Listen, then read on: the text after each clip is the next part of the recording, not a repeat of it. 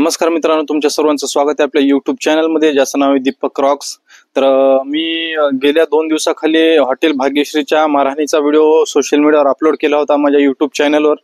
तर रविवारी जो प्रसंग घडला होता तर त्याचा व्हिडिओ मी सोमवारी माझ्या YouTube चॅनलवर पोस्ट केला होता आणि आज अवघे 3 दिवस झालेत आणि 3 दिवसामध्ये संपूर्ण महाराष्ट्रामध्ये तो व्हिडिओ व्हायरल झालाय। 7.5 लाख व्ह्यू हे माझ्या YouTube चॅनलला आहेत त्या व्हिडिओचे आणि कोणीतरी फेसबुकला सुद्धा तो व्हिडिओ अपलोड केलाय, माझा कॉपी पेस्ट केलाय आणि त्याला सुद्धा 3 मिलियन व्ह्यू आहेत। तर तब्बल सध्या 3 दिवसामध्ये महाराष्ट्रामध्ये 50 लाखाच्या वर लोकांनी तो व्हिडिओ बघितलाय। तर भरपूर जणांनी काय केलंय, भरपूर जे छोटे मोठे युट्यूबर आहेत, जे सोशल मीडियावर इन्फ्लुएन्सर आहेत, इंस्टाग्राम असो किंवा फेसबुक असो किंवा युट्यूब असो, तर भरपूर युट्यूबर लोकांनी काय केलंय, तो माझा व्हिडिओ वापरलाय आणि त्या व्हिडिओची कट केलेत काही पार्ट आणि त्यांनी असं सांगितलंय की मी हॉटेल भाग्यश्रीची बदनामी करतोय किंवा अशी कुठलीही मारहाण झाली नाही।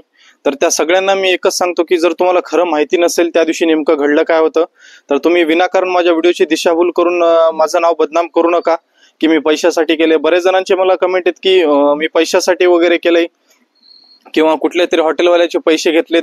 आता बरेच जण म्हणतात हॉटेल तिरंगा, हॉटेल जलपरी, हॉटेल 7777 या सगळ्यांचे तू पैसे घेतलेस आणि जाणून बुजून तू हॉटेल भाग्यश्रीची बदनामी करतोय। तर असा कुठलाही प्रकार नाही। मी त्या प्रत्येक सोशल मीडियावर ज्यांनी माझे व्हिडिओ पोस्ट केलेत, काही जणांनी मी असं म्हणत नाही प्रत्येकाने निगेटिव्ह पोस्ट केलंय, काही जणांनी चांगली सुद्धा पोस्ट केली की हे बरोबरच आहे, त्या दिवशी मारामारी घडली होती। आणि तुम्ही एक बघा, एवढा व्हिडिओ व्हायरल झाल्यानंतर व्हिडिओमध्ये सगळ्यांच्या वेगवेगळ्या प्रतिक्रिया आहेत। आता ज्या लोकांना माहिती नाही, जे लोक घरात बसून राहतात फक्त 24 तास आणि तिथं न बघता, काही त्यांना माहिती नसते त्या गोष्टीबद्दल, त्याच्यावर तुम्ही कमेंट करणं तुमचं सुद्धा बरोबर नाही। आता जे लोक तिथं रविवारी आले होते, ज्यांच्या समोर मारामारी झाली होती, तर त्या लोकांना तो व्हिडिओ पटलाय, त्यांनी मला छान कमेंट केलेत की खरंच तिथं मारामारी झाली होती आणि कुठलीही जेवणामध्ये क्वालिटी क्वांटिटी नव्हतीच मी जसं दाखवले। आता बरेच जण म्हणतात की व्हिडिओ करण्यासाठी मी त्या जेवणाच्या ताटामध्ये हात धुतलेत किंवा पिवळं पाणी टाकले। जर तुम्हाला खोटं वाटत असेल आणि त्या व्हिडिओची जर तुम्हाला सत्यता करायची असेल तर तुम्ही हॉटेल भाग्यश्रीला व्हिजिट द्या। त्या दिवशी रविवारचा दिवस होता, अनिकेत दादा घुले आले होते टायगर ग्रुपचे, त्या दिवशीची फुटेज काढा आणि मी जेवणाला बसल्यानंतर तुम्ही चेक करा पूर्ण व्हिडिओ, कुठेही हात धुतला नाही, कोणतंही पिवळं पाणी टाकलं नाही, जे ओरिजिनल त्यांनी ताट आणून ठेवलं होतं तेच ती क्वालिटी मी त्या व्हिडिओमध्ये दाखवली। तर बऱ्याच जणांचं म्हणणं होतं की मी जाणून बुजून बदनामी करतोय, मी कुठलीही बदनामी करत नाही, आता सुद्धा सांगतोय। आता मला भरपूर जणांचे धमकी देतात की बरेच जण इंस्टाग्रामला कॉल करून धमक्या द्यायला की व्हिडिओ डिलीट कर, तुला पैसे पाहिजे असतील तर पैसे घे, इथपर्यंत आले लोकांचं। आता पैसे पाहिजे असतील तर पैसे घे, पण हॉटेल डिलीट कर। मी कुठलीही बदनामी किंवा पैशासाठी व्हिडिओ केला नाही। मी एक सोशल मीडिया इन्फ्लुएन्सर आहे, मी एक ब्लॉगर आहे। मी तिथे गेले होतो मराठी माणसाला सपोर्ट करण्यासाठी आणि ब्लॉग बनवण्यासाठी। मी एक ब्लॉगर आहे, ब्लॉग बनवणारच। जर मला तिथं सगळं स्वच्छ दिसलं असतं, जेवणाची क्वालिटी छान दिसली असती तर मी माझ्या व्हिडिओमध्ये छान सांगितलं असतं, पण तिथं गेल्यानंतर प्रत्यक्षामध्ये जेवण बरोबर नव्हतं, स्वच्छता कुठलीही नव्हती। मग मी तुम्हाला खोटं का सांगू की सगळं छान आहे, एकदम स्वच्छ आहे, जे आहे ती रियालिटी दाखवली। आणि त्याच्यानंतर ह्या व्हिडिओचा एक इम्पॅक्ट पडलाय। तुम्ही आता सध्याला आजच्या पोस्ट बघा हॉटेल तिरंगाची आणि हॉटेल जलपरीची।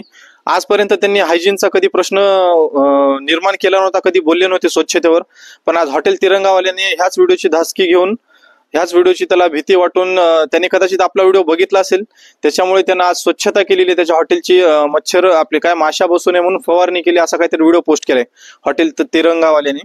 त्याच्यानंतर हॉटेल जलपरी, त्यांनी तर आज हॉटेल अक्षरशः बंद ठेवलंय आणि त्यांनी आपल्या व्हिडिओमध्ये सांगितलंय की आपण आजपर्यंत कधी हॉटेल बंद ठेवलं नव्हतं, पण आपण स्वच्छता करण्यासाठी आज हॉटेल बंद ठेवतोय।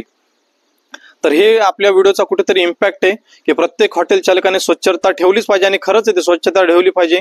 आणि त्याचं जिवंत उदाहरण होतं हॉटेल भाग्यश्री, जिथे बिलकुल स्वच्छता नव्हती, फॅमिली बसण्यासारखं ते हॉटेल नव्हतं। म्हणूनच आज प्रत्येक हॉटेल मालकाने ते व्हिडिओ संपूर्ण महाराष्ट्रात व्हायरल झालाय। त्याच्यामुळे प्रत्येकाला ही भीती पडली की आपल्या सुद्धा हॉटेलचा उद्या व्हिडिओ व्हायरल होऊ शकतं। मग त्याचा हे एक चांगलाच इम्पॅक्ट आहे म्हणावं लागेल। मी म्हणत नाही की त्यांना भीती पडली असेल, पण स्वच्छता खरेच राखायला पाहिजे। आपण एखाद्या ठिकाणी जेवायला बसतो तर तिथं स्वच्छता पाहिजेच।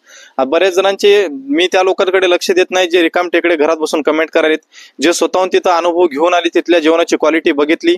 आणि राहिला प्रश्न मारामारीचे, जे लोक, जे युट्यूबर आहेत, चिंदी चोर युट्यूबर, जे विनाकारण माझ्या व्हिडिओची क्लिप यूज करायलेत आणि माझं नाव बदनाम करायलेत की या युट्यूबरने फेक दाखवलंय किंवा कुठलीही मारामारी झाली नाही, त्या चिंदी युट्यूबरला सांगतो, ज्या दिवशी तुम्ही तिथं नव्हतात त्याच्यामुळे माझ्या व्हिडिओची बदनामी करू नका। मी तिथं डोळ्याने बघितलंय आणि तिथलं फुटेज काढले तर तुम्हाला मारामारी दिसेल। मी मागच्या व्हिडिओमध्ये सुद्धा माझ्या सांगितलंय की तिथं मारामारी खूप भयानक झाली होती। सगळ्यांनी व्हिडिओ केला होता, सगळ्यांचे व्हिडिओ डिलीट केलेत. आणि राहिला जेवणाच्या क्वालिटीचा प्रश्न, निगेटिव्ह रील्स सुद्धा भरपूर आहेत. इंस्टाग्रामवर बघू शकतात, लाखो लोक शिवाय द्यायलेत त्याला की जेवणाची क्वालिटी छान नाही. मग आता जे लोक जेवण करून आले, त्यांना अनुभव आले, ते लोक बोलत आहेत की भाई जेवण चांगलं नाही. मग जे लोक तिथं कधी जेवायला गेलेच नाही, तर ज्यांना तिथलं हायजीन माहितीच नाही, स्वच्छता माहितीच नाही, ते लोक कमेंट करायलेत की मराठी माणूस पुढे चाललाय, मराठी माणसाचे पाय खिचू नको, तुला मराठी माणसाचं देखवत नाही. मी सुद्धा मराठी माणूसच आहे, मराठी माणसाला सपोर्ट करण्यासाठीच तिथं गेलो होतो. आणि राहिला प्रश्न, बरेच जण म्हणाले की किती पैसे भेटले या व्हिडिओ करण्यासाठी. मला कुठल्याही पैशाची गरज नाही, माझं ऑलरेडी चॅनल मॉनिटाईज होतं. बरेच जण म्हणत होते तू फेमसाठी करतोय. मी फेमसाठी कुठलीही गोष्ट केली नाही. जर तुम्हाला खरंच क्वालिटी आणि क्वांटिटी बघायची असेल तर तिथं जा, स्वतः जेवण करा, आणि त्याच्यानंतर तुम्ही कमेंट बॉक्समध्ये बोला. तुम्हाला तिथं काही माहितीच नाही काय झाले काय नाही, बरेच जण फालतूच्या कमेंट करायलेत. तर त्या भुरट्यांकडे तर मी आता लक्ष देईन. मी बऱ्याच जणांच्या कमेंटचे रिप्लाय सुद्धा देत नाही, कारण काय रिप्लाय द्यायचे, तुम्हाला सत्यताच माहित नाही, फक्त मराठी माणूस एवढंच चालेल. अरे मी सुद्धा मराठीच आहे, मराठी माणूस आहे. तुमच्या जर ताटामध्ये शेण दिलं तर तुम्ही खातात का? तुमच्या ताटात जर शेण दिलं जेवणाच्या जागी, खातात का तुम्ही? मग ते अक्षरशः तिथे एवढी घाण होतं, घाणीचे साम्राज्य. त्या जेवणात ढळढळ माशा दिसायलेत. आणि बरेच लोक म्हणाले की जेवण एकदम मस्त आहे. मग तुम्ही डोळ्याचं ऑपरेशन करून घ्या. ज्या लोकांना मी जो व्हिडिओ टाकलाय ते जर तुम्हाला स्वच्छ जेवण वाटत असेल, परिसर स्वच्छ दिसत असेल व्हिडिओमध्ये, तर तुम्ही तुमच्या डोळ्याचं ऑपरेशन करून घ्या. कदाचित तुम्हाला त्याची जास्त गरज आहे. ऑपरेशन केल्याशिवाय तुम्हाला स्वच्छता दिसणार नाही ना. त्याच्यामुळे सुधरा, घरात बसून कमेंट करू नका, तिथं जा, रिअलमध्ये अनुभव घ्या. तुमच्यानं जायची ऐपत तुमची नसेल तर विनाकारण माझ्या व्हिडिओ खाली कमेंट करू नका.